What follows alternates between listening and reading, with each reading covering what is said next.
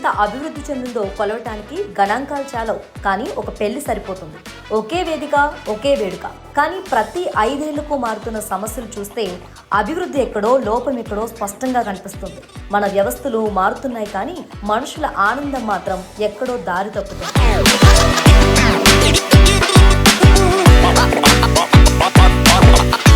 2016లో పెళ్లిళ్ళను చూస్తే వేడుకకు అతిథులు వచ్చారు, వంట గ్యాస్ కూడా ఉంది. కానీ పెద్ద నోట్ల రద్దు తర్వాత జేబుల్లో డబ్బు లేదు.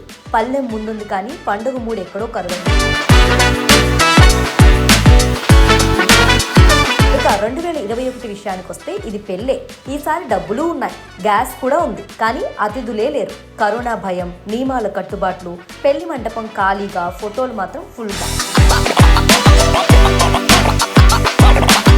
2026లో మళ్ళీ పెళ్ళే. డబ్బుంది, అతిథులు కిటకిటలాడుతున్నారు, కానీ వంటకు గ్యాస్ లేదు. గల్ఫ్ యుద్ధం ప్రభావం, పొయ్యిలో మంట లేదు, మంటపంలో వెలుగు లేదు. విందు లేకుండానే అతిథులు ఇంటి పట్టారు. పొయ్యి మంట లేకపోతే పండుగ కూడా వెలిసిపోతుందా? అవును, అదే జరుగుతుంది. ఒక్కో కాలంలో ఒక్కో కొరత, కానీ ప్రతిసారి పండుగలో ఏదో ఒక వెలుగు.